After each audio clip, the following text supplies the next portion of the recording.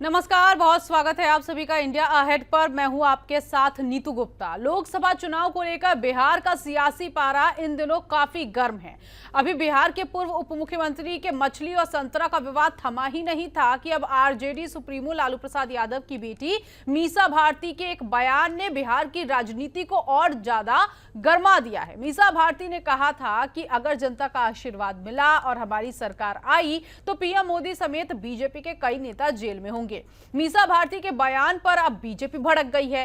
केंद्रीय मंत्री हरदीप सिंह पुरी ने कहा कि वो 2029 तक तो सत्ता में नहीं आ पाएंगे, बाकी आगे का आगे देखेंगे।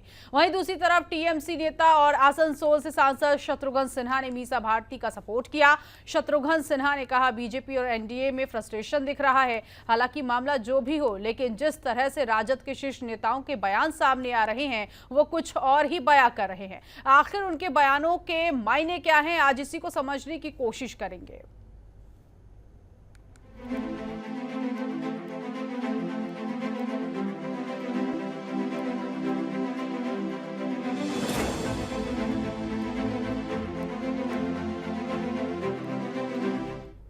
तो जिस तरह से मीसा भारती ने कहा है कि उनकी सरकार आएगी तो बीजेपी के तमाम नेता जेल में होंगे, इसको लेकर मीसा भारती, तेजस्वी यादव क्या कुछ कह रहे हैं वो भी हम आपको सुनवाएंगे। और ऐसे में किस तरह से शत्रुघ्न सिन्हा का सपोर्ट मिला मीसा भारती को, वो बयान भी आपको बताएंगे। और इसको लेकर भारतीय जनता पार्टी कैसे पलटवार कर रही है ये भी सुनिएगा। नहीं, जो इंडिया गठबंधन है 30 लाख रोजगार दे रहा है, उसमें उनको तुष्टिकरण दिख रहा है। किसानों की आय दुगनी करने की हम बात कर रहे हैं, हम एमएसपी लागू करने की बात कर रहे थे, इनको तुष्टिकरण नजर आ रहा है। आज बेटे के लिए वोट मांगने गए थे, काहे नहीं परिवारवाद पे बोले? मुंह बंद हो गया प्रधानमंत्री जी का। इलेक्ट्रल बॉन्ड पे कौन जवाब देगा? जब आते हैं वो हमारे परिवार पे आरोप लगाते हैं भ्रष्टाचार का। जानते हैं कितना बड़ा भ्रष्टाचार है? अगर देश की जनता ने कहीं हमें मौका दे दिया इंडिया गठबंधन को, प्रधानमंत्री से लेकर के जितने भी भाजपा नेता हैं जेल के अंदर बंद हो।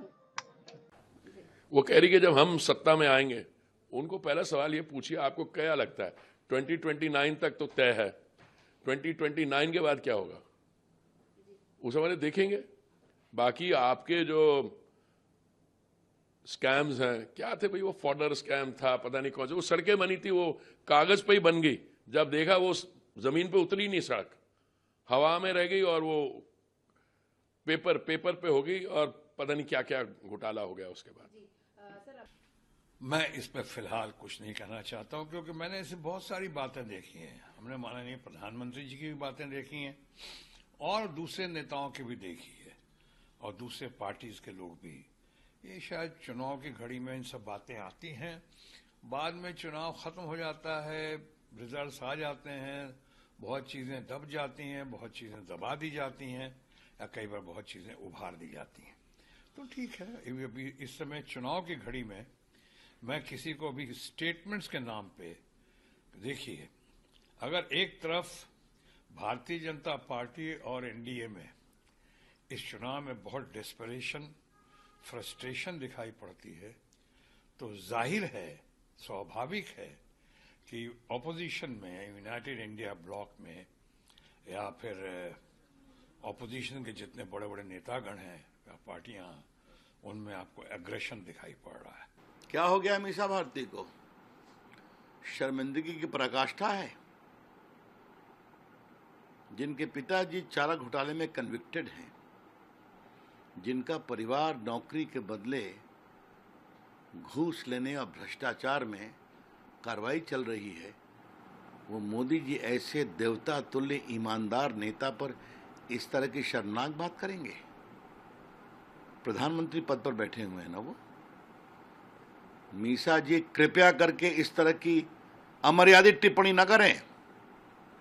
और आपको लगता है कि इससे मोदी जी या भाजपा के लोग डर जाएंगे तो भूल जाइए आप, कार्रवाई चलेगी। आप सब लोग अभी देख रहे हैं कि हम लोग अभी मुकेश सहनी जी के साथ हैं और पूरा दिन भर हम लोग प्रचार किए हैं और प्रचार करने के बाद हम लोगों को ये 10-15 मिनट मिला है जो हम लोग लंच कर सके। तो आज मुकेश जी जो है खाना लाए हैं, लंच में मछली लाए हैं और बहुत ही स्वादिष्ट मछली है। एक कांटे का मछली है, साथ में रोटी है, नमक है, प्याज है और हरी मिर्ची है। तो यही मौका मिलता है जब हम लोग जो है 10-15 मिनट का खाना जो है खा सके। और पूरे दिन भर से हम लोग प्रचार में लगे रहते हैं। तो मुकेश जी को हम धन्यवाद देते कि मछली खिलाया। मछली कौन सा है, मछली कौन सा खा रही बताएंगे। नमस्कार साथियों, ये मछली जो है खास करके मिथिलांचल में कोसी में पाया जाता है। इसका नाम है चेचरा और मजबूती से हम लोग प्रचार कर रहे हैं। और वही थोड़ा सा समय मिलता तो वही हम लोग का लंच है। आज ऑरेंज संतरा खा रहे हैं और आज भी मुझे लगता है कि भाजपा वाले को पेट में तकलीफ होगा कि हम ऑरेंज खा रहे हैं। इसको भी वो लोग फर्क से जोड़ देंगे। अब बताइए कि हम लोग ना खाए ना पिए, वो लोग चाहता कि हमेशा गरीब पिछड़ा मकान का बेटा नमक रोटी खाए और हम लोग अच्छा खाए नहीं। एक तो समय नहीं मिलता, नेता प्रचार करते हैं, यही समय मिलता कि वापसी के समय में कुछ खा पी ले ताकि शरीर में शक्ति रहे। और ऐसे लोगों से हम लोग लड़ना है, बड़ी शक्ति से लड़ना है, समाजी न्याय को मजबूत करना है। हमें लगता है कि ऑरेंज के लिए भी सब कहेंगे कि भाई हमारा भगवा कलर है। अरे भाई तुम्हारा नहीं, हमारा भी कलर है, लेकिन खाने का चीजें तो खाएंगे ही ना। तो मुझे लगता है भाई बेची ना लगे, हम खाने पीने की चीजें खाएंगे, आप लोग ज्यादा तकलीफ मत लीजिए। जमुई का जनता ने दिया है, जनता ने दिया है। तो सभी लोगों की प्रतिक्रिया आपने सुनी, इसी पर करेंगे चर्चा। खास मेहमान इस वक्त हमारे साथ जुड़ गए हैं, जल्दी से इंट्रोडक्शन दे देते हैं। अनूप पांडे, प्रवक्ता बीजेपी के, इस वक्त हमारे साथ हैं। अनूप जी, बहुत स्वागत है आपका। विद्या लक्ष्मी, प्रदेश अध्यक्ष जेडीयू के, बहुत स्वागत है मैम आपका भी यहाँ पर। पिंटू तोमर, वरिष्ठ पत्रकार, इस वक्त हमारे साथ जुड़ गए हैं, सर आपका बहुत स्वागत है। विक्रम लोहिया, प्रवक्ता कांग्रेस के हैं, आपका भी बहुत स्वागत है। अनूप जी, सबसे पहले मैं आपसे ही शुरुआत करूंगी, क्योंकि एक तरफ मीसा भारती हो या फिर तेजस्वी यादव या विपक्ष में बड़े नेता कह रहे हैं कि आप लोग फ्रस्ट्रेट हो गए हैं, इसीलिए आप लोगों को ये कॉन्फिडेंस आ चुका है कि 2029 तक आपकी सरकार रहने वाली है। देखिए, नरेंद्र मोदी जी के जो काम है वो 10 सालों के जनता के सामने है और उन्होंने हमेशा जनता की भलाई के लिए शुरू से लेकर के और अभी तक लगे हुए हैं। मोदी जी के पास एक एजेंडा है, मोदी जी के पास एक कार्यक्रम है, मोदी जी के पास देश को आगे ले जाने की क्षमता है। चाहे भारत को 5वें नंबर की इकोनॉमी बनाना हो, किसानों की मजबूती की बात हो, युवाओं की मजबूती की बात हो, भारतीय संस्कृति को सुधारने की बात हो कि जो हमारे संस्कृति में जो बीच के कालों में जो तोड़फोड़ हो गया था, जो हमारे मंदिरों को, हमारे धार्मिक स्थलों का जो तोड़फोड़ हुआ था, उसको सुधारने की बात हो।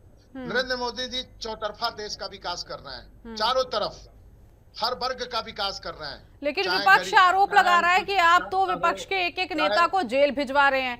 आप लोग एमएसपी पर बात नहीं कर रहे, किसानों पर बात नहीं कर रहे हैं और तुष्टीकरण की राजनीति का आरोप विपक्ष पर आप लोग लगा रहे हैं। देखिए, जब से सरकार है नरेंद्र मोदी जी की, एमएसपी से ज्यादा पर खरीद हुई है। जिस रेट पर खरीद हुई है एमएसपी से ही ज्यादा है, आपके सामने है सब। दूसरा, कांग्रेस पार्टी कहती है कि यह देश सेकुलरिज्म, इस देश में सेकुलरिज्म होना चाहिए।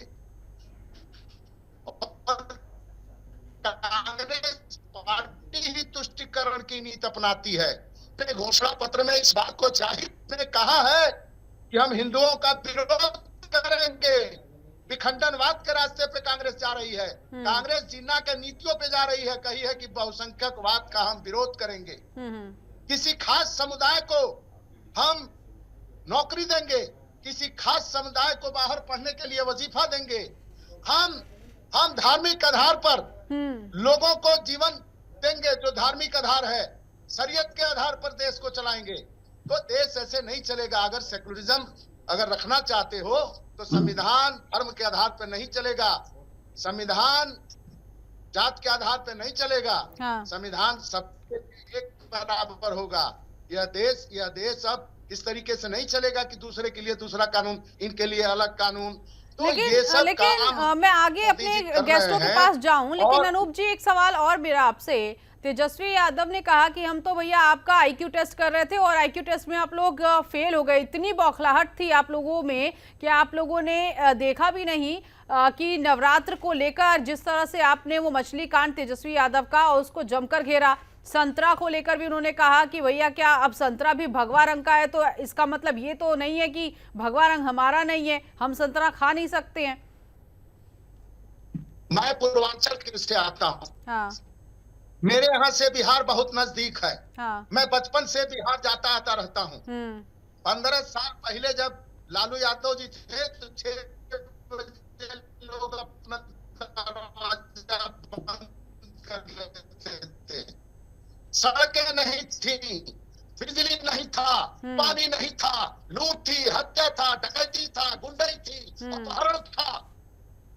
और आज सड़कें भी बनी है, बिजली भी पहुंची है, जगह जगह लोगों का जीवन बहाल हुआ है। पढ़ने गए होंगे।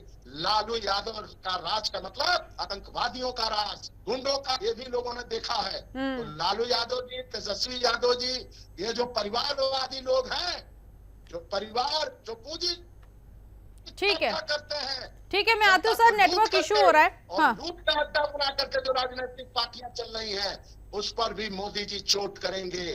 परिवारवादी पार्टियों का खात्मा जब तक नहीं होगा तब तक हिंदुस्तान कभी विकास नहीं करेगा। ठीक है, ठीक है। परिवारवादी पार्टियों पर चोट शुरू हो गया है। विक्रम जी, हाँ ठीक, मैं आती हूँ सर, आती हूँ। विक्रम जी, मीसा भारती कह रही है कि उनकी सरकार अगर आती है तो फिर बीजेपी के नेता जो हैं जेल में होंगे। आपकी सहयोगी पार्टी है, जरा मुझे ये बताइए, जिसका पूरा परिवार ही भ्रष्ट में लिप्त हो, अगर वो इस तरह से बयान दे रहा है। हालांकि शत्रुघ्न सिन्हा का भी बयान हमने सुना है, उन्होंने कहा कि चुनाव में इस तरह के स्टेटमेंट आते हैं, खुलकर अपनी बात नहीं रख पाए, या तो उसके पीछे मजबूरी होगी कि भैया आप क्या करें, कोई दूसरा चारा है नहीं, तो आरजेडी के साथ तो भाई गठबंधन चल रहा है, तो खुलकर तो बोले नहीं। लेकिन अब आपसे भी समझना चाहेंगे कि मीसा भारती ने कहा कि अगर सरकार आती है तो बीजेपी के सभी नेता जेल में होंगे, और ये बात वो शख्सियत कह रहा है जिसका पूरा का पूरा परिवार भ्रष्टाचार में लिप्त है।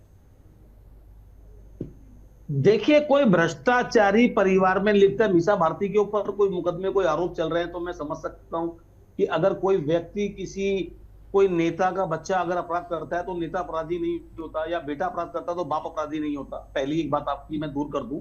दूसरी बात रही देश के साथ भ्रष्टाचार करने की।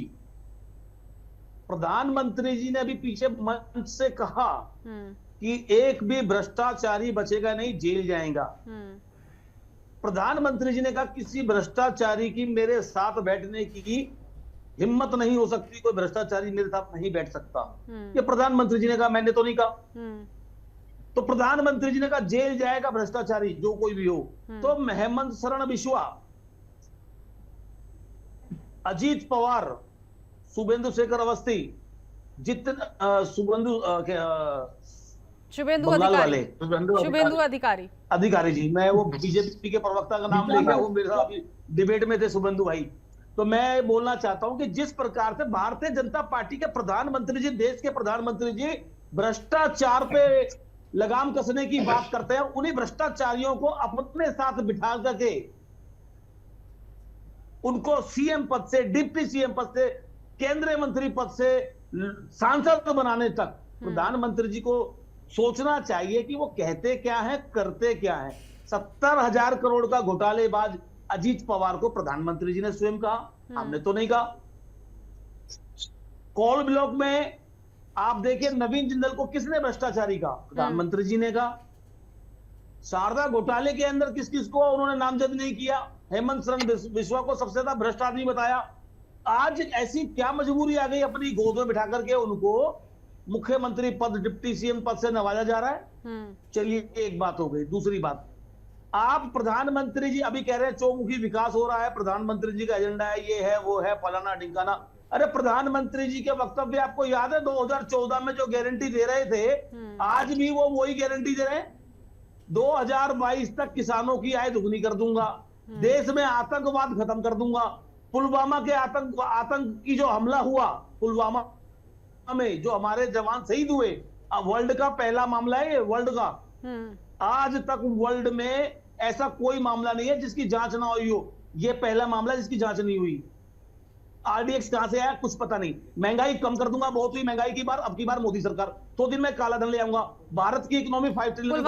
पुलवामा हमले में तो सर्जिकल स्ट्राइक करके दिखा दिया ना सर। आप तो क्या सर, इंदिरा गांधी ने पाकिस्तान के 2 टुकड़े कर दिए थे, लाहौर में झंडा फहरा दिया था, 2 बार पाकिस्तान को हराया।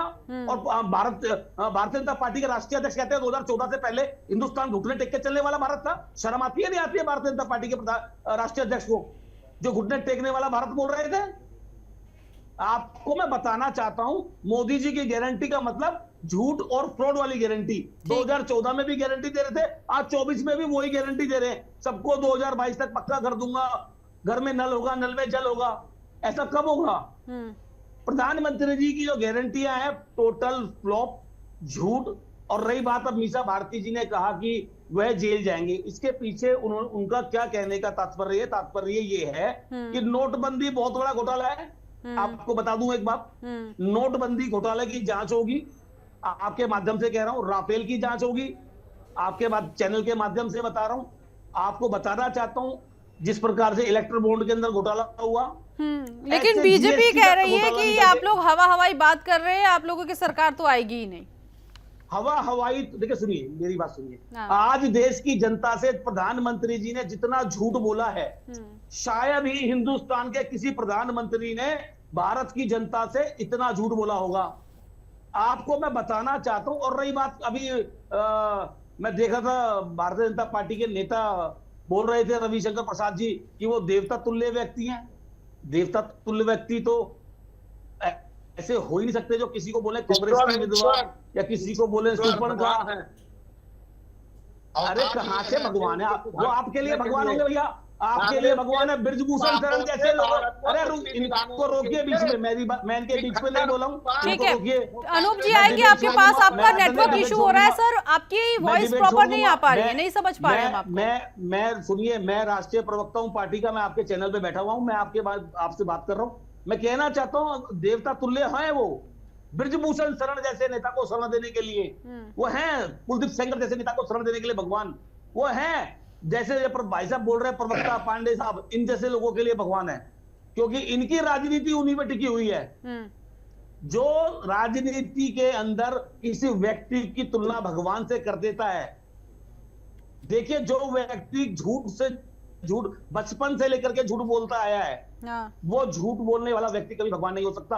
आपको पता हो, बाली की रामायण तो आप सबने पढ़ी है, सुग्रीव की पत्नी के लिए बाली का वध कर दिया था, और आप देश की बच्चियां पिटती रही, और उसी ब्रजभूषण शरण को नए पार्लियामेंट सदन के अंदर ले जाकर के बगल में बिठा करके पार्लियामेंट का उद्घाटन कर रहे हैं। बच्चियां जंतर मंतर पे पिट रही हैं, मणिपुर के अंदर बच्चियां निवस्त्र घूम रही हैं, और ये नंगी सरकार देख रही थी। ये बैठे हुए अनुपम पांडे साहब जैसे लोग आज यहाँ बैठ करके बोल रहे हैं, इनके मुंह में दही जमी हुई थी जब मणिपुर के अंदर बच्चियां निवस्त्र हो रही थी। मैं कहना चाहता हूं आपके चैनल के माध्यम से कि आज इस सरकार का जो आने वाला चुनाव है, 2024 का जो लोकसभा का चुनाव है, वो हिंदू मुस्लिम का चुनाव नहीं है, वो पाकिस्तान हिंदुस्तान का चुनाव नहीं है, हिंदू मुसलमान का चुनाव नहीं है, वो महंगाई का चुनाव है, वो भ्रष्टाचार का चुनाव है, वो महिला सुरक्षा का चुनाव है, वो पेट्रोल डीजल की बड़ी कीमतों का चुनाव है, वो एक अच्छी स्वास्थ्य सेवाओं का चुनाव है, शिक्षा के ऊपर चुनाव है। ये तो लोग मोदी को भगवान मानकर के चुनाव लड़ना चाहते हैं, क्योंकि ये लोग अपनी राजनीति दम नहीं रखते, एक नेता के ऊपर चलना चाहते हैं। ठीक है पिंटू तोमर जी, जिस तरह से दोनों ही आपने प्रवक्ताओं को सुना, एक तरफ भारतीय जनता पार्टी इन तमाम बयानों को लेकर कह रही है कि हवाई बात है, तो वहीं दूसरी तरफ विपक्ष कह रहा है कि फ्रस्ट्रेशन इतना हो चुका है बीजेपी में कि वो कुछ भी बोल रही है, किसी भी तरह का स्टेटमेंट। मीसा भारती ने भी जिस तरह से स्टेटमेंट दिया कि उनकी सरकार आएगी तो बीजेपी के नेता जेल जाएंगे। ये जो प्रकरण, क्योंकि लोकसभा चुनाव 2024 19 अप्रैल को पहला चरण होना है, बहुत नजदीक आ गया है, ये तमाम जो स्टेटमेंट दोनों ही तरफों से आ रही हैं, इसको लेकर क्या लगता है इस बार लोकसभा चुनाव कहां पर है?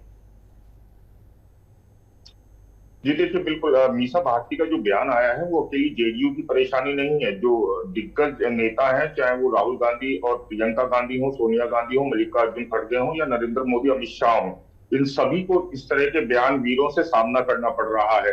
लेकिन यहाँ हमें ये भी समझना होगा कि इस देश में सबसे लंबे समय तक जो मुख्यमंत्री रहे पवन कुमार, उनका आज तक आप एक बयान मुझे बता दीजिए जो 1994 से 2019 तक मुख्यमंत्री रहे कि उन्होंने कहीं कोई विवादित बयान दिया हो। दूसरा नाम आता है नवीन पटनायक का। नवीन पटनायक का 3 बार से लगातार मुख्यमंत्री बनना इस बात को साबित करता है कि साफ सुरक्षित राजनीति से भी मतलब बयान से भी राजनीति की जा सकती है। कांग्रेस के साथी और बीजेपी के दोनों साथी यहाँ मौजूद हैं, दोनों एक चीज पे एग्री करेंगे कि इंदिरा गांधी रही हो या अटल बिहारी वाजपेयी, उन्होंने कभी किसी पे निजी टीका टिप्पणी नहीं करी। मीसा भारती के बयान पे एक सवाल उठना बेहद जरूरी है कि जेल भेजने का काम कोई एजेंसी या सरकार नहीं करती है, वो कोर्ट का काम होता है। इसके अलावा एक बात और मैं इसमें ऐड करना चाहूंगा कि अगर बयानों की बात करें तो कहीं ना कहीं बीजेपी ऐसा लगता है कि उसने अधिक कार्रवाई की है। इसमें सबसे बड़ा उदाहरण साध्वी प्रज्ञा का है, जिसके लिए खुद नरेंद्र मोदी ने संसद में ये कहा था कि मैं दिल से माफ नहीं कर पाऊंगा, उनका टिकट भी काटा गया। लेकिन वहीं अगर हम कांग्रेस की बात करें तो साध्वी प्रज्ञा के खिलाफ भोपाल से दिग्विजय सिंह लड़े थे, जो हारे भी थे, और उन्होंने 2 शब्द जनक हैं वो 2 शब्दों के, एक भगवा आतंकवाद और एक हिंदू आतंकवाद। भोपाल से हारे तो कांग्रेस ने उनको राजगढ़ जो और सेफ सीट मानी जाती है वहां से टिकट दे दिया। इसके अलावा परवेश वर्मा और रमेश भिदोड़ी दिल्ली के 2 सांसद जो बयानवीर थे, एक सांसद का तो हमने संसद में भी देखा था कि किस तरह की भाषा का उन्होंने इस्तेमाल किया था। दोनों के टिकट काट के भारतीय जनता पार्टी ने ये साबित किया है कि वो उनकी राजनीति में ऐसे बयानवीरों की जगह नहीं है। कांग्रेस के साथी अभी ब्रिजभूषण शरण सिंह के बारे में कह रहे थे, उनको उत्तर प्रदेश का प्रभारी बना दिया गया। अभी सब प्रभारी कुछ समय के लिए होता है, लेकिन जो सांसद सदस्य चुना जाता है वो 5 सालों के लिए चुना जाता है। दूसरी बात, आपने इस बात के लिए आपत्ति की थी कि आपके बीच में कोई बोला था, आपने ब्रिजभूषण शरण सिंह का नाम लिया, कैसरगंज से अभी तक उनका टिकट फाइनल नहीं है। मैं सिर्फ आपसे अगर आपने मुझसे सवाल पूछा है तो मैं आपसे सवाल पूछना चाहता हूं कि क्या आप दिग्विजय सिंह के भगवा आतंकवाद और हिंदू आतंकवाद जो शब्द उन्होंने जनक किए थे, जो गड़े थे उनके मुंह से पहली बार निकले थे, उनका सपोर्ट करते हैं? और नहीं करते हैं तो जो भोपाल से हारने पे राजगढ़ सीट दी गई है उससे आप कितने संतुष्ट हैं?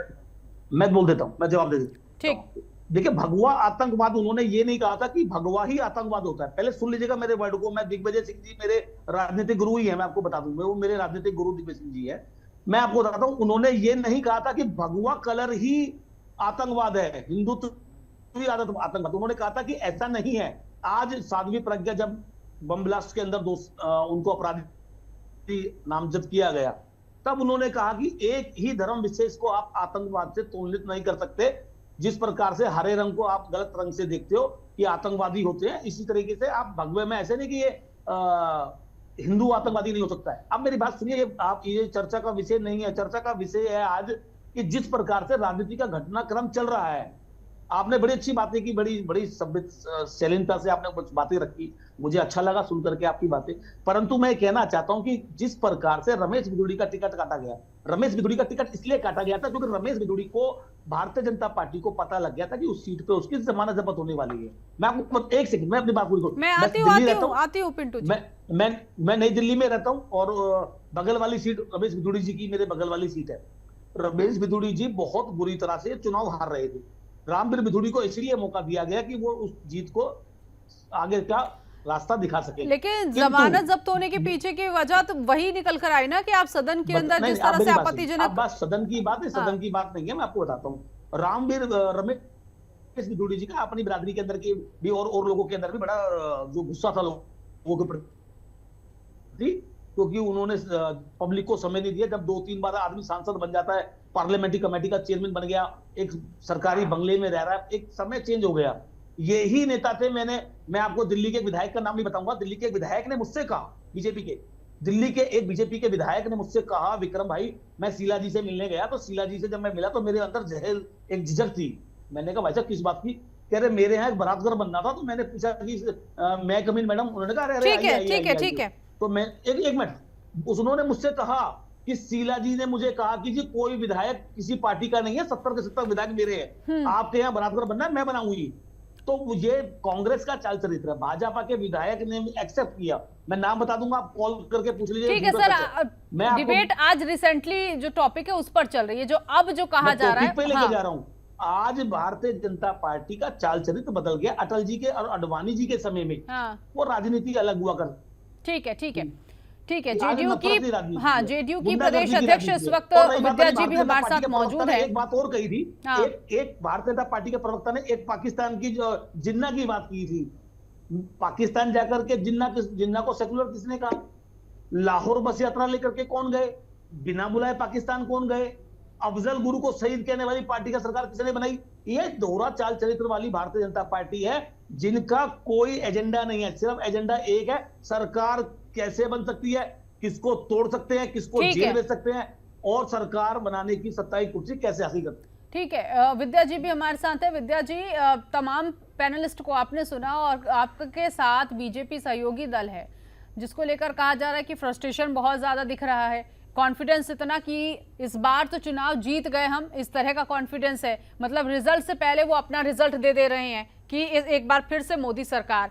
अब ऐसे में एक मसला और एक वीडियो वायरल भी हुआ था, और तेजस्वी यादव और आरजेडी के बड़े नेता ने ये सवाल भी उठाया कि नीतीश कुमार जिस तरह से पीएम नरेंद्र मोदी के पैर छू रहे, कोई तो मजबूरी होगी।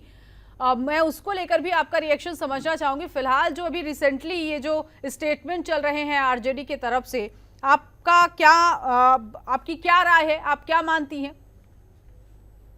मानती ये हूँ कि ये जो वीडियो वायरल हुआ है, जो जिन्होंने तेजस्वी यादव जो अपलोड किया है, उन्होंने वीडियो को अपलोड किया है, ये बिल्कुल सही है। और ये नवरात्रि के पहला दिन का ही वीडियो है, क्योंकि ये आप बगल में जो बैठे हैं एक मिनट, मैंने आपके बीच में नहीं बोला ना, आपने ठीक बोला। हाँ, जब आपने तेजस्वी यादव का बयान तो सुना, जो वो मछली दिखा रहे हैं, उन्हीं के बगल में बैठे हैं मुकेश सहनी। वो क्या बता रहे हैं? अगर अब मैं मछली खा रहा हूं और आप देखिए बीजेपी वाले ने आज मतलब इस खाने पे भी रोक लगा देंगे कि मैं ये नहीं खा सकता, इससे क्या साबित होता है? एक साइकोलॉजिकल रीजन भी देखिए कि वो बगल में जो बैठे वो कह रहे हैं कि मैं आज के दिन मछली क्या खा रहा हूँ, और बीजेपी वाले क्या कर लेंगे। ये तो साफ साफ जाहिर है। लेकिन बात यह है कि अपनी बात को अपनी वीडियो के बात को छुपाने के लिए तेजस्वी यादव ने कहा कि मैं बीजेपी वालों का IQ टेस्ट कर रहा था, जबकि ये बात गलत है, बिल्कुल गलत है। वीडियो पहला दिन का ही है और वो मुकेश सहनी इस बात को सही साबित कर रहे हैं। लेकिन अब सवाल मैं क्या बोलूं? हाँ, अब सवाल यहाँ पे ये भी था मेरा कि मैंने सवाल ये कहा था कि तेजस्वी यादव कह रहे हैं नीतीश कुमार जब पैर छू रहे पीएम नरेंद्र मोदी का, तो कोई तो मजबूरी होगी जिसकी वजह से पैर छुए, तो वो मजबूरी बता दीजिए आप। कोई मजबूरी नहीं है, ये एक रिस्पेक्ट की भावना होती है, अपनेपन की भावना होती है, ये एक सम्मान देना होता है। किसी का पैर छूना क्या कोई मजबूरी होती है? क्या आप किसी का पैर छूते तो क्या वो मजबूरी होती है? ऐसा नहीं है। वो उनकी अपनी अलग सोच, अपनी अलग धारणा है, क्योंकि वो अलग हो चुके हैं तो वो कुछ भी बयानबाजी कर सकते हैं। इसमें कोई तुक नहीं है, इस बयानबाजी का कोई तुक नहीं है। विद्यालक्ष्मी जी, जहाँ तक मैं मानती हूँ, मेरे साथ शायद हो सकता है और भी लोग सहमत नजर आए, जब हमसे कोई बड़ा 50 बार भी मिलेगा ना, तो हम 50 बार भी पैर छुएंगे, इसमें कोई दो राय नहीं है। और ये पैर छूने का वीडियो तो पहली बार वायरल हुआ है, और जबकि कई बार पीएम नरेंद्र मोदी के साथ नीतीश कुमार मंच पर दिखे हैं। हाँ, पहली बार तो ऐसा तो नहीं है, मंच पर दिखे, बहुत बार दिख चुके हैं। नहीं, बहुत बार दिख चुके हैं। नहीं, मैं कह तो रही हूँ बहुत बार दिखे हैं, लेकिन पैर छूने वाला वीडियो पहली बार आया है। हो सकता है उनके दिल मन में हो कुछ अलग ही आस्था जगी हो उनके प्रति, इससे ज्यादा इसमें मैं कोई बयानबाजी नहीं कर सकती हूँ। अब कोई किसी का पैर छू रहा है किन्हीं का, तो उसमें मैं क्या बयानबाजी कर सकती हूँ? ये उनका आदर। वो पैर छू करके कह रहे थे अपनी कृपा मेरे ऊपर बनाए रखिएगा प्लीज। माननीय प्रधानमंत्री देश के लिए वो ये कह रहे थे दबा करके, पैर दबा करके कांग्रेस वाले और आरजेडी वाले वो कह रहे थे कि पैर दबा करके एक एक कर बोलिए। ठीक है, मैं आती हूँ अनूप जी, अब आपके पास ही आती हूँ, सुन लेते हैं विक्रम जी। हाँ, तो मोदी ने कहा, एक मिनट मुझे टाइम दीजिए। हाँ, बोलिए। मंच पर जब श्री नीतीश कुमार जी ने अपना वक्तव्य देकर मोदी जी के बाजू में बैठे हैं, बगल में बैठे हैं, तो मोदी जी ने उनसे कहा है कि बहुत अच्छा किए, आप साथ आ गए, जंगल राज को बड़ा मेहनत से खत्म किया गया है, आप मैं कुछ कहना चाहता हूँ, मैं कहना चाहता हूँ। एक मिनट, नीतीश जी जब माननीय आरजेडी वाले के साथ थे तब वो मन मार के काम कर रहे थे, और जब बीजेपी वालों के साथ आ गए, एनडीए में शामिल हो गए, तब वो दिल खोल के सम्मान कर रहे हैं। मैं उससे पहले बीजेपी में ही थे मैडम, उससे पहले बीजेपी में थे, तो वहाँ पे भी क्या मन मार के काम कर रहे थे? तो जो है जो लालू यादव जी तेजस्वी जी ने एक व्यंग्यात्मक लहजे में अनूप जी आपकी आवाज नहीं आ पा रही है क्योंकि नेटवर्क इशू बहुत है। एक बेहतर कनेक्टिविटी में सर प्लीज आप आइए। जिसके चलते उन्होंने माननीय प्रधानमंत्री जी का पांव छुआ, और कोई बात है, और कोई फर्क ही नहीं है, यही बस एक तर्क है, मैं यही बताना चाहूंगी।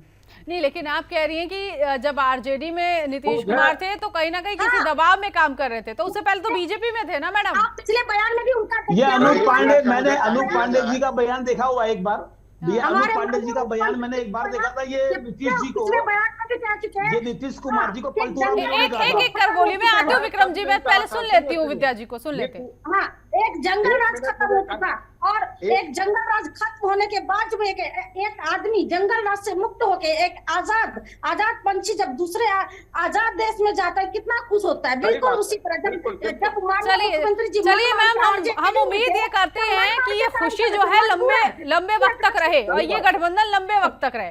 ठीक है, सरकार आती है मैम, जैसे भी आरजेडी की सरकार होती है, सारे जो गुंडा है वो एक्टिव हो जाते हैं, सारे गुंडे लोग एक्टिव हो जाते हैं। ये आरजेडी का माइनस पॉइंट है, जिससे हमारे नीतीश जी, माननीय मुख्यमंत्री जी खुश नहीं रहते। इसके चलते जब वो बीजेपी में आए तो दिल खोल के उनका आदर किए, सम्मान किए, यही एक तर्क है, और इससे ज्यादा मैं कुछ नहीं बोलूंगी। ठीक है, बोलना तो अभी आपको है क्योंकि अभी आधे घंटे की डिबेट और बाकी है फिलहाल। ठीक है, मैं आती हूँ अनूप जी से रिएक्शन, क्योंकि कनेक्टिविटी नहीं सही हो पा रही थी तो सुन नहीं पा रहे थे। अनूप जी बोलिए। नहीं, इनकी कनेक्टिविटी अभी भी ठीक नहीं है, इनकी कनेक्टिविटी अभी भी ठीक नहीं है मैडम। हाँ ठीक, अनूप जी हम नहीं सुन पा रहे हैं आपको, आप क्या कह रहे हैं फिलहाल। ठीक है विक्रम जी। हाँ, गुंडों की सरकार थी, नीतीश कुमार आप लोगों के साथ कहीं ना कहीं दबाव महसूस कर रहे थे। इनकी आवाज सही नहीं आ रही है अनूप जी, एक बार फिर से हम आपके साथ जोड़ने की कोशिश करेंगे, एक बार फिर से हम आपकी राय लेंगे, आते हैं हम आपके पास। पूरी डिबेट में झरझर हो रही है। हाँ, अनूप जी की कनेक्टिविटी प्लीज श्योर करिए किस तरह की है। हाँ विक्रम जी बात रखिए, आपके साथ थे। हाँ, आपके साथ जब नीतीश कुमार थे दबाव में काम कर रहे थे। को देखा था मैंने, अनूप पांडे जी की एक डिबेट को देखा था। यही अनूप पांडे जी मुख्यमंत्री साहब नीतीश कुमार जी को पलटू राम कहकर के संबोधित कर रहे थे। यही अनूप जी, मैंने एक बार इनकी एक डिबेट देखी थी। अब आज वो हमारे साथ थे और अब तो पलटू राम थे, आज उधर चले गए तो वो बहुत सज्जन है, बहुत फ्रीडम होके काम कर रहे हैं। प्रधानमंत्री जी के पांव छूने का मतलब था कि सरकार मेरे ऊपर कृपा बनाए रखना, अपना आशीर्वाद बनाए रखना, आपकी शरण में आ गया हूँ, आपकी शरण में आ गया हूँ। अच्छा रुको ना प्लीज, आप रुकिए ना, कृपा की जरूरत है, ऐसी कोई बात नहीं है। ये बस आपकी एक दलील है जो आप पेश कर रहे हैं, बिल्कुल नहीं मैं मानूंगी, इससे बिल्कुल सहमत हूं मैं। बिल्कुल हमारे माननीय मुख्यमंत्री नीतीश साहब रुकिए ना, सही काम कर रहे हैं, हमारी बात तो ठीक है विद्या जी, सुन लेते हैं। आपने अभी कहा, मैं कुछ नहीं बोलूंगी। एक प्रतिष्ठित चैनल के ऊपर बैठे हुए हैं, बात कर रहे हैं, डिस्कशन कर रहे हैं। ठीक है, आपको मेरी बातें अच्छी नहीं लगेगी क्योंकि मैं आपके विरोधी दल से हूँ। तो मैं ये कहना चाहता हूँ, आदरणीय मुख्यमंत्री साहब को उनकी कृपा की जरूरत होगी। तो मैं ये कहना चाहता हूँ, प्रधानमंत्री जी को आज देश के अंदर तमाम मुख्यमंत्रियों को, देश का कोई किसी भी राज्य का मुख्यमंत्री हो, सबके साथ मिलकर के काम करना चाहिए। किसी भी नेता के साथ दुर्व्यवहार नहीं करना चाहिए। आप खैर विक्रम जी, ये सत्ता है, सत्ता में ये है कि एक पार्टी से दूसरे पार्टी में कोई जाता है तो वो छीटाकशी रहती है सर। आपकी पार्टी में भी लोग आते हैं ना, तो पहले आप गालियां देते हैं, उसके बाद सम्मान करते हैं। आज अरविंद केजरीवाल जेल में है, आज हेमंत सोरेन जेल में है, तो क्या आज अजीत पवार को जेल नहीं होनी चाहिए थी क्या? आपसे पूछना, ये दोहरा चाल चरित्र है। हम चाहते हैं कि देश के अंदर एक साफ सुथरी राजनीति हो। आप डॉक्टर मनमोहन सिंह को कहते हैं कि बाथरूम में रेनकोट पहन करके नहाने की कला इनसे सीखें, यह प्रधानमंत्री जी की भाषा नहीं हो सकती। प्रधानमंत्री जी जिस प्रकार की भाषा का प्रयोग करते हैं, एक आज वो देखिए 4 साल के अंदर आपने कहा जी अग्निवीर योजना के तहत आप नौजवान को रिटायर कर देंगे और 73 साल की उम्र में एक बूढ़ा कह रहा है मुझे 5 साल और दे दो। आप सोचिए बात को। ठीक है, आप मैं 4 आती साल में हूँ, मैं विक्रम जी आती हूँ, आप लेकिन सुनिए, मेरा 4 मैं साल आती में हूँ एक आपके अग्निवीर को आप पास रिटायर कर रहे हैं और 73 साल की उम्र में एक 5 साल और मांग रहा है बुजुर्ग आदमी। हाँ ठीक है पिंटू जी, जिस तरह से सारण में हमने देखा मीसा भारती का चुनाव प्रसार नजर आ रहा है, मीसा भारती यहाँ से चुनावी मैदान में उतरी हैं, क्या लगता है सारण की जनता के लिए मीसा भारती की छाप जो है वो परिवार से अलग हो सकती है? जिस तरह से जिक्र किया गया कांग्रेस के प्रवक्ता की तरफ से कि अगर परिवार में लोग भ्रष्टाचारी है तो इसका मतलब ये नहीं कि बाप भ्रष्टाचारी है तो बेटे पर आरोप लगा दिया जाए या बेटा है तो बाप पे लगा दिया जाए। बिल्कुल, मैं पूर्ण रूप से सहमत हूं कि अगर पिता पे कोई भ्रष्टाचार का आरोप है तो उसकी औलाद को उससे बिल्कुल वंचित रखना चाहिए, उनका कहीं नहीं आता। आपको याद होगा लालू यादव ने एक बार बहुत पहले कहा था कि जब तक समोसे में आलू रहेगा बिहार में लालू रहेगा, लेकिन उनको इसी बात को जो है उनको हराया था शरद यादव ने, जेडीयू से हराया था, तो बड़ा बिहार में एक बहुत बड़ा बदलाव माना गया था। सारण में फिलहाल मीसा भारती ठीक है, वो अच्छा प्रदर्शन कर रही है, लेकिन चुनाव का नतीजा क्या आएगा ये तो 4 जून को ही पता चलेगा। हमारी जो शुरुआत हुई थी पूरी इस चर्चा की वो शुरू हुई थी बयान के ऊपर कि मीसा भारती ने जो बयान दिया है, मुझे तो लगता है उनको जो बयान देना चाहिए था वो ये कहना चाहिए था कि अगर हम कभी मतलब लालू परिवार का कोई सदस्य प्रधानमंत्री बनेगा तो हम कांग्रेसियों को जेल भेजेंगे, क्योंकि लालू यादव को जेल भेजने का काम कांग्रेस ने किया था। कांग्रेस के हमारे सम्मानित साथी यहाँ बैठे हुए हैं, उन्होंने बेशक इस बात विक्रम जी आप म्यूट कर दीजिए, आपकी आवाज आ रही है, बाकी डिस्टर्ब हो रहे हैं। दिग्विजय सिंह ने भगवा आतंकवाद और हिंदू आतंकवाद का जनक नहीं किया था। ये दिल्ली में रहते हैं, दिल्ली के बराबर नहीं है। सहारनपुर की सीट है जहां से कांग्रेस से इमरान वो प्रत्याशी है, और 2014 में नरेंद्र मोदी के बारे में इनके प्रत्याशी इमरान मसूद ने जो कहा था वो शायद इनकी भी जानकारी में होगा। तो क्या आप उस चीज को कंडम करते हैं? पहली चीज। दूसरी चीज, जैसे साउथ में कहा गया कि सनातन धर्म डेंगू है, तो क्या आप उसको कंडम करते हैं या नहीं करते? मेरे 2 सवालों का जवाब आप जरूर देके जाइएगा। दोबारा पूछेगा? जी बिल्कुल। जैसे मैंने पहले कहा था कि दिग्विजय सिंह ने हिंदू आतंकवाद और भगवा आतंकवाद जनक किया, आपने उसको डिनाई कर दिया। आपका काम भी है और आपको करना भी चाहिए, लेकिन वहीं जैसा आपने कहा कि आप दिल्ली में रहते हैं तो आपके पड़ोस में वेस्ट यूपी है जिसकी लोकसभा सीट है सहारनपुर, जिससे कांग्रेस ने उम्मीदवार बनाया है इमरान मसूद को। शायद आपको जानकारी हो कि 2014 में उन्होंने नरेंद्र मोदी के बारे में क्या शब्द इस्तेमाल किए थे। उस चीज को आप कंडम करते हैं नहीं करते हैं? पहली चीज।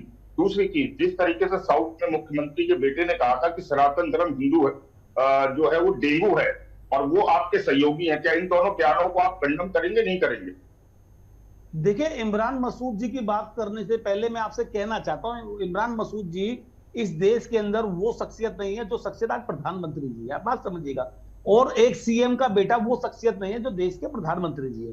आप देश के प्रधानमंत्री को हिंदुस्तान पूरा देखता है, बात करता है, सुनता है। आज प्रधानमंत्री जी की भाषा, मैंने पहले आपसे कहा कि क्या प्रधानमंत्री जी को सोनिया गांधी को कांग्रेस की विधवा कहना चाहिए था? एक पहला सवाल, हाँ या ना, सिर्फ हाँ या ना में बोलेगा। मैंने आपसे सवाल, अगर मैं बदजबानी कर रहा हूं तो क्या आपको छूट मिल जाती है बदजबानी करने की? मैं तो प्रधानमंत्री जी के 2015 की बात बता रहा हूं, आप मुझे इमरान मसूद की बात आज बता रहे हैं। क्या प्रधानमंत्री जी को कांग्रेस की, जब प्रधानमंत्री जी बने थे पक्के बयान है मैंने सोनिया गांधी जी को कांग्रेस की विधवा प्रधानमंत्री जी के द्वारा कहना चाहिए था? नहीं, मेरा मानना नहीं कहना चाहिए था। अगर सोनिया गांधी या राहुल गांधी, आज तक सोनिया गांधी या राहुल गांधी ने उनके प्रति अब शब्द नहीं, सोनिया गांधी को मौत का सौदागर कहना चाहिए था ना? नहीं, वो तो बहुत बाद में कहा ना, वो तो बहुत बाद में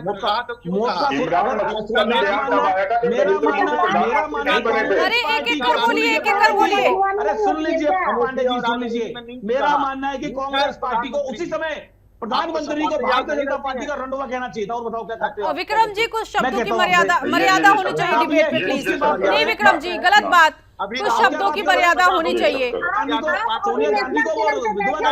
नहीं, ठीक है, एक सेकंड गीता जी, एक सेकंड आ रहे हैं। विक्रम जी, महिलाएं भी हमारे साथ जुड़ी हुई हैं, इस तरह के शब्दों का इस्तेमाल आपको नहीं करना चाहिए। एक सेकंड, मैं सबको म्यूट करा दूंगी। पिंटू जी, मुझे बस इस चीज का जवाब दीजिए। बाकी देखिए, दोनों ही पार्टियां, कोई पाक साफ नहीं है, दोनों दूध की धुली नहीं है, दोनों की तरफ से बयान लगातार आ रहे हैं। लेकिन मुझे ये बताइए कि क्या अब लगता है जैसे जैसे चुनाव आगे बढ़ता नजर आ रहा है, चाहे हम 14 का देख ले, 19 का देख ले, कई बयान वायरल हुए हैं इन लोगों के, और अब 24 में भी लगातार जो बयान आ रहे हैं, इन बयानों में कोई सीमा नहीं रह गई है, जिसको जहां मर्जी जैसे वो अपने बयानों का इस्तेमाल खुलेआम जनसभा में करता नजर आ रहा है। ज्यादातर बयानें तो मीडिया के सामने और जनसभा के सामने ही होती है, तो जनता पर एक अलग फर्क तो पड़ता ही होगा ना सर। पिंटू जी, अरे विद्या जी आ रहे हैं आपके पास। उसकी कोई वैल्यू नहीं लगती, प्रधानमंत्री जी का बोलने की वैल्यू लगती है। और लालू यादव आरजेडी वाले लोग पीठ पीछे छुरा घोप रहे थे, इसलिए पलट गए। वो अपनी पार्टी को बचाने के लिए, अपनी साख को बचाने के लिए। विपक्षी दलों के लोग नवरात्रि में मछली खाएं, मछली खा रहे हैं, एक बार नहीं पलटे, 36 पलटेंगे, सुन लीजिए, फिर पलटेंगे। ठीक है। मेरा सवाल पिंटू जी से था। विक्रम जी शांत हो जाइए, अनूप जी शांत हो जाइए, आ रहे हैं हम आपके पास। पिंटू जी, बंधन बनाकर देश को किस दिशा में लेके जाना चाहते हैं, ये देश की जनता तय करेगी। मैंने इन्हीं, इस देश को, ये जो पांडे जी बोल रहे हैं ना, ये जो पांडे जी बोल रहे हैं, इन्हीं पांडे जी ने पलटू राम कहा था, देश को इन्हीं पांडे जी ने पलटू राम कहा था। ठीक है। मीसा भारती अभी जीती भी नहीं है और सबको जेल ले जाने की बात करती है। जब जीत जाएंगी तब दबंगई कितना मुसलमानों के अंदर ये जो अनूप पांडे जी बोल रहे हैं, ये अनूप पांडे जी ने ही पलटू राम कहा था। ऐसे डिबेट नहीं चल पाएगी, एक एक कर बोलिए। सवाल मेरा रह गया है, समय की भी कमी है यहाँ पर। म्यूट कीजिए सबको म्यूट कीजिए। नहीं, मेरा सवाल पिंटू जी से था। सवाल सुन लिया सर आपने? क्या बयानों में कोई मर्यादा नहीं है? अब जैसे जैसे चुनाव बढ़ते जा रहे हैं, अनूप पांडे जी, आप ही ने पिंटू जी आपको मेरी आवाज मिल रही है? कांग्रेस वोट के लिए नफरत फैलाना चाहती है, इस देश को विखंडनवाद के रूप में ले जाना चाहती है। आप ही ने पलटू राम दिया था नाम। अरे सर, आप ही ने पलटू राम नाम दिया था। अनूप जी, विक्रम जी शांत हो जाइए। नीतीश जी मेरे बड़े भाई हैं। अरे सर, आप लोग अच्छे प्रवक्ता आते हैं, आप लोग अच्छे प्रवक्ताओं में गिने जाते हैं, और आप लोग ऐसा काम कर रहे हैं। नेशनल सेक्रेटरी रहा हूँ, उनके साथ मैंने काम किया है। अनूप जी ठीक है, जब मैं आपके पास आऊंगी जवाब दीजिएगा। पिंटू जी, नीतू जी, आदरणीय नीतू जी, मेरी एक डिबेट हो रहा है 6 बजे की, निकलना होगा। ठीक है सर, ठीक है। मैं बस मेरे को 2 मिनट दे दीजिए। पिंटू जी के बाद मैं आपके पास आती हूँ, बस 2 मिनट दे दीजिए। हाँ ठीक है, पिंटू जी जल्दी से जवाब दीजिए। जी देखिए, बिल्कुल हिंदुस्तान में चुनाव तो 5 साल में आते हैं, लेकिन चुनाव कहीं ना कहीं होते रहते हैं, और इसको लेके अक्सर सारी पार्टियों के, किसी एक पार्टी के लिए कहना बेकार है, सभी पार्टियों के लोग बयानबाजी करते हैं। उसमें कई बार देखना पड़ता है कि बयानबाजी क्यों कर रहे हैं। कई बार उन्हें अपने समीकरण साथ में होते हैं, कई बार उनकी कुछ निजी हित होते हैं जिसको लेकर ऐसे करते हैं, लेकिन कहीं ना कहीं इसमें ऐसा लगता है कि कोर्ट की संज्ञान लेता, महिला आयोग की संज्ञान लेता, चुनाव आयोग की संज्ञान लेता है, लेकिन इन बयानों पर कोई सजा बड़ी नहीं होती। ये सबसे बड़ी दिक्कत है। अगर एक बार चुनाव आयोग या हाई कोर्ट या महिला आयोग कुछ इस तरह का वो निकाले कि वो व्यक्ति आगे चुनाव न लड़ पाए, तो शायद ऐसे बयान आगे राजनीति में आने हिंदुस्तान में बंद हो जाए। ठीक है। कैसे बयान सर? किस प्रकार के बयान सर पिंटू जी? सर अभी तो आपने इतना बड़ा बयान दे दिया सर, हर तरह का बयान। मैं दोनों ही पार्टियों को लेकर, वो वरिष्ठ पत्रकार हैं, वो अपनी बात रख रहे हैं।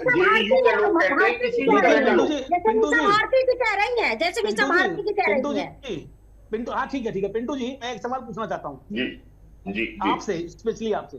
क्या भारतीय जनता पार्टी को, जैसे कोई व्यक्ति शब्द कहता है तो उसको अपने शब्दों पे खंडन भी कर लेना चाहिए? क्या कांग्रेस पार्टी के नेता अब शब्द कहते हैं, आप सुनते हैं, आप हमसे चर्चा कर रहे हैं, कभी आपने रमेश बुदुड़ी के शब्दों की चर्चा किसी और उसमें डिबेट में की आपने कि उसने गलत बोला? सर मैंने इसी डिबेट में करी है, मैंने कहा है कि उनका टिकट इसी वजह से कटा है। मैंने परवेश वर्मा के लिए भी कहा, आपने तो परवेश वर्मा का नाम नहीं लिया, आपने साध्वी प्रज्ञा का नाम नहीं लिया, आपने भूषण शरण सिंह का नाम लिया। मैंने उनसे भी कहा कि कैसा टिकट बोल्ड है। आप आज कह दीजिए ना इस मंच पे कि हाँ इन लोगों, चैनल की डिबेट में, हाँ इन लोगों ने गलत शब्द का इस्तेमाल किया। सर केवल ये लोग नहीं, मैं शुरू से कहता रहा हूं, जब से ये चर्चा शुरू हुई है, कि किसी भी पार्टी के, किसी भी नेता के इस तरह के बयान जो किसी महिला को लेके, जाति को लेके, धर्म को लेके, वर्ग को होते हैं, उसका हर हिंदुस्तानी को खंडन करना चाहिए, विरोध करना चाहिए। तोमर साहब, आप मेरे बड़े भाई जैसे हैं, मैं बड़ी एक अच्छी बात आपसे कर रहा हूं, आपसे चर्चा कर रहा हूं, मुझे आपको सुन के अच्छा भी लग रहा है। लेकिन जिस प्रकार से आप कांग्रेस पार्टी के लोगों के बयानों की बात करते हैं, आपको भारतीय जनता पार्टी हो या उसके सहयोगी दल हो, आपको उनके बयानों का भी खंडन करना चाहिए अगर वो गलत बोलते हैं। क्योंकि मैं आपको देख रहा हूं, बिल्कुल सर, मैंने कांग्रेस के केवल 2 नेताओं का जिक्र किया है, केवल 2 नेताओं का, इमरान मसूद और दिग्विजय सिंह, और बीजेपी के 4 नेताओं का जिक्र किया है। तो आप बताइए मैं कहां से पक्षपात कर रहा हूं?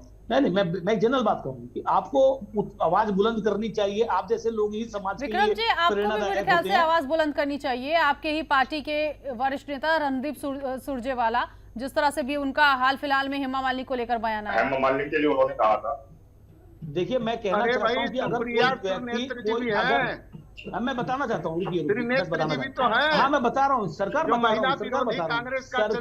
रहा हूँ, सुन लीजिए।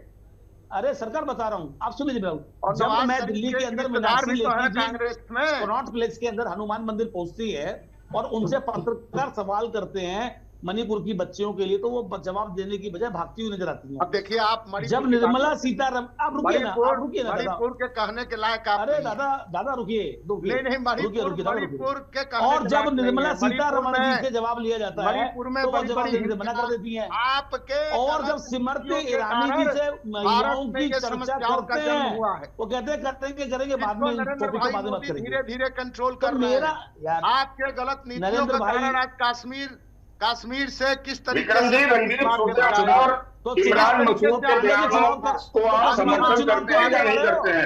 आपके कश्मीर में उसको खत्म कर रहे हैं कश्मीर में चुनाव क्यों नहीं करवा रहे? कारण पूरा नॉर्थ ईस्ट, मैंने आपसे सवाल किया विधानसभा क्यों नहीं कर रहे वहां कश्मीर में अभी तक? और आप क्यों नहीं करवा रहे विधानसभा? भ्रष्टाचारियों को मोदी जी गले लगा रहे हैं, गले लगा रहे हैं, मोदी जी गले लगा रहे हैं। फिलहाल विक्रम जी बयानों पर ही आते हैं, विधानसभा वहां पर होंगे नहीं होंगे ये बात का विषय है। विक्रम जी, इमरान मसूद, रणदीप सुरजेवाला, दिग्विजय सिंह के बयानों का समर्थन करते हैं, हाँ या ना में बता दीजिए। या स्टैलिन के बयान का समर्थन करते हैं कि सनातन टेबू है? कहना चाहता हूं कि चाहे वो किसी भी पार्टी का दल का नेता हो, चाहे वो प्रधानमंत्री जी हो, कांग्रेस के नेता हो, किसी भी दल के नेता हो, मैं हमेशा सच्चाई का साथ देना पसंद करता हूं। जो गलत करेगा वो भुगतेगा, उसके ये अच्छी बात है विक्रम जी, लेकिन इसके साथ साथ ये भी कह दीजिए कि चाहे किसी भी दल के नेता की बदजुबानी हो या फिर इस तरह के बयान हो जो कि बिल्कुल विरोध में हो, आपत्ति जताया जाए, हाँ उसका खंडन होना चाहिए। नीतू गुप्ता जी, मैंने आपसे पहले कहा कि कोई भी व्यक्ति किसी के लिए आप शब्द बोलता है, वो उसका निजी राय होती है, उसके ऊपर संज्ञान ले, उसके ऊपर कार्रवाई करें, जो मर्जी करें, हमारा कोई लेना देना नहीं है। हम किसी भी दल के नेता के साथ नहीं खड़े जो गलत बयानी करता हो। ठीक है, बहुत शुक्रिया सर, आप हमारे साथ जुड़े। हाँ ठीक है, बहुत शुक्रिया। 1 मिनट मुझे कहना है। हाँ, अनूप जी मैं आपके पास ही आ रही हूँ। हाँ मैंने 1 मिनट, बोलिए सर, बोलिए। मैं ये कहना चाहता हूँ कि हेमंतो बिश्व शर्मा जी तब पार्टी की सदस्यता लिए भारतीय जनता पार्टी का जब वो बरी हो गए। इनको पता होना चाहिए, ये बार बार आरोप लगाना इन लोगों की आदत हो गई है। जब भी अपनी कंफ्यूजन चेक करा लीजिए। आपने स्टडी नहीं करा, शायद पढ़ लीजिएगा, आपने पढ़ लीजिएगा, आप पढ़ लीजिएगा बाद में। अभी विश्व के ऊपर मुकदमे चल रहे हैं, आज भी पेंडिंग है, आज भी पेंडिंग है, आज भी पेंडिंग है, अरे आज भी पेंडिंग है। ठीक है, समय की कमी है। मैं लास्ट कमेंट विद्या जी से, जिनके ऊपर केस वो पेंडिंग है, इसका मतलब क्या आप कहना चाह रहे हैं? आपके विद्या जी आपकी आवाज नहीं आ रही है। पलटू राम नहीं है, कांग्रेस आरजेडी। देखिए मुझे लगता है यहाँ पर कि आप लोग सिर्फ बातों में ही खंडित करते हैं, अदरवाइज अपनी पार्टी के लोगों का खंडन करते विक्रम जी ने किया। एक चीज मैं मानती हूँ यहाँ पर, लेकिन एक दूसरे पर छीटाकशी के अलावा कुछ भी नहीं हो रहा है। ठीक है, वक्त की बहुत कमी है। ठीक है, बहुत शुक्रिया सभी खास मेहमानों का। सब झूठ। ठीक है, बहुत शुक्रिया आप सभी खास मेहमानों का हमारे साथ जोड़ने के लिए इस चर्चा में। तो कुल मिलाकर मीसा भारती ने कहा कि हमारी सरकार आएगी तो बीजेपी जेल जाएगी। अब देखना यही है कि बिहार की 40 लोकसभा सीट 2019 में 39 सीट भारतीय जनता पार्टी के खाते में गई, 1 सीट किशनगंज की कांग्रेस के खाते में गई। इस बार का रिजल्ट क्या होगा? क्या मीसा भारती जिस तरह से कह रही हैं उसी आधार पर रिजल्ट आएगा या फिर उलट होगा, ये देखने वाली बात होगी। 4 जून को मतगणना में सब कुछ पता चल जाएगा। इस खास पेशकश में अभी के लिए बस इतना ही। नमस्कार।